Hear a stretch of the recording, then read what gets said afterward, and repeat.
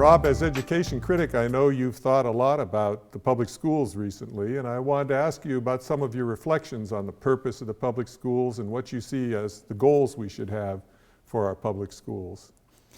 Yeah, well, I think what British Columbians understand, looking back at their history, is that public education has been the single greatest tool that we've had as a province to develop ourselves, to build a middle class, to have a skilled and diversified economy, to be the proud multicultural jurisdiction that we are in the world. None of that would have been possible without a sustained investment building up our public school system over the better part of a century.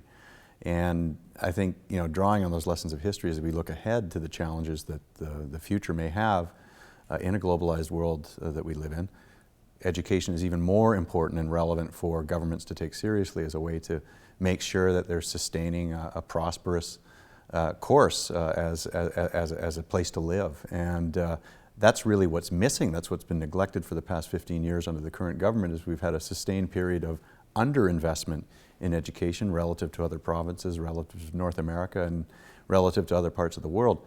These are huge opportunity costs when you invest too little in your citizens, in their future success. You forego opportunities, if you will, and you are on a course for decline. And that's what I think people are looking at when it comes to BC politics as it affects education investment in BC today. There will be an election in 6 months' time from now.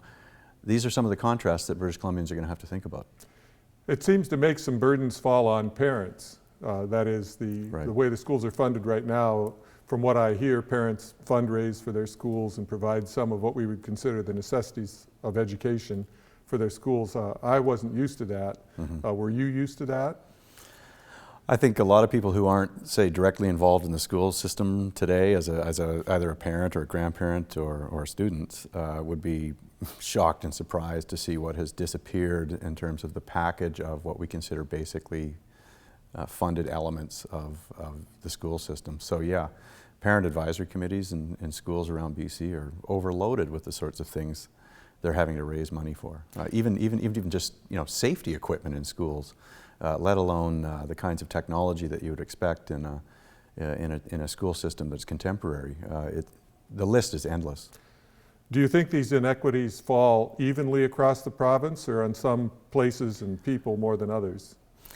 Well, I think there are inequities between rural and urban parts of the province. I also think within a school district, one that is as varied as, say, let's deal with Vancouver or Surrey, you're going to have parts of town that can, where contributions, donations can be raised from the local business community more easily than other parts. So no, the capacity is not the same. The growth of expectation to fill in the gaps from provincial underfunding by the government is huge now. And as critic, you must study the way that schools are funded in detail and the formula through which schools are funded. Do you have any analysis of the status quo in that regard?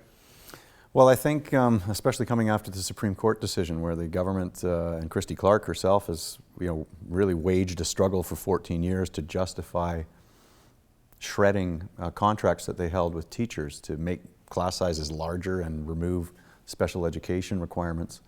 The other part of that is that one of the first things she did when she was the education minister way back in 2002 is that she moved this province to strictly a per pupil funding model.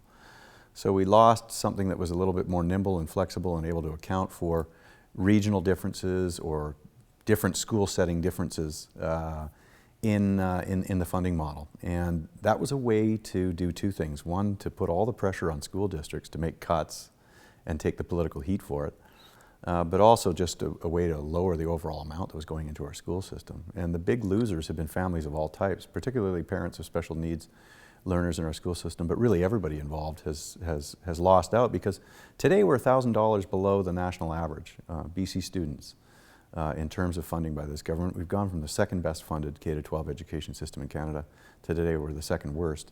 So while the confrontation and chaos was going on with government, and while all the court battles were being waged by the province over that 15-year arc, we've seen underfunding get to the point where we have declined that much.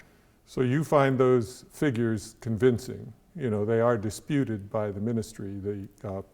the idea that we are the second lowest per capita funding for students in schools, you find that analysis to be convincing? Well, I do. I mean, you can add statistics. I mean, the ones I've just quoted you are from Statistics Canada. So the last political leader besides Christy Clark that challenged our National Statistics Agency was one Stephen Harper. So, I mean, she can join him in retirement if she wishes to take that on. I think that's absurd and silly.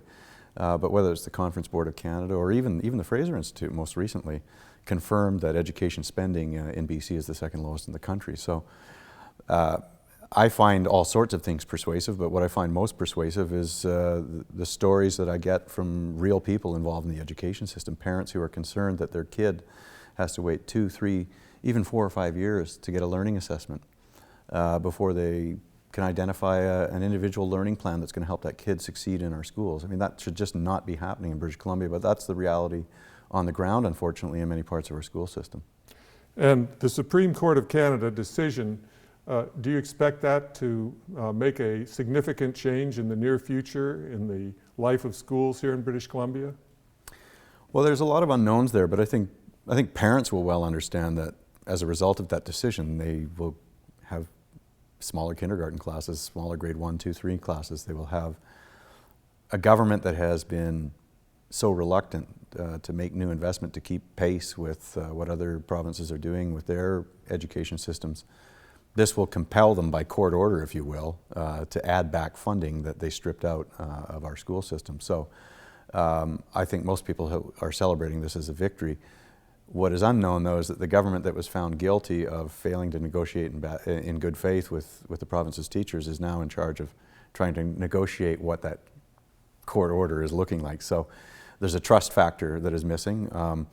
What the amount of money is that will have to be put back into the school system and how it might be configured.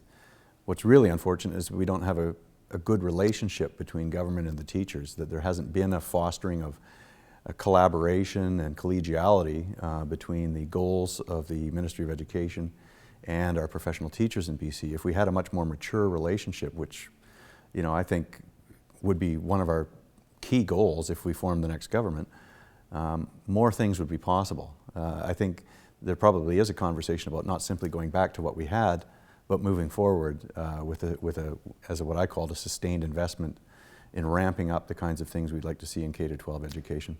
I know in Manitoba they have a tradition of setting aside politics when it comes to deal with their public schools. It sounds like you have a vision that could be the case in British Columbia. I really do. I think everybody wants that.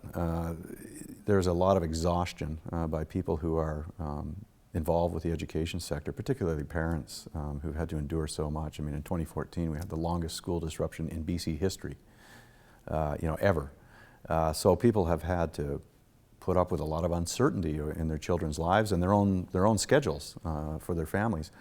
They've also seen teachers take the brunt of a confrontational attitude that this government has waged against the classroom, and that kind of disruption I think people just want to see fade away, and they would like to see us try something new. And I think the concept of respect, which should flow from the leadership of our province, is something that a person like John Horgan, who his own life story, he credits public education as having made him the person he is today, as having been able to go from maybe heading down the wrong path and being helped by teachers and those involved in his school to become a leader like he is today. I mean, he has said, this is my #1 priority. And I think it would be such a refreshing change in British Columbia to have the top leader of the province show that kind of appreciation for our public education system. Thank you very much, Rob. Thank you, Paul.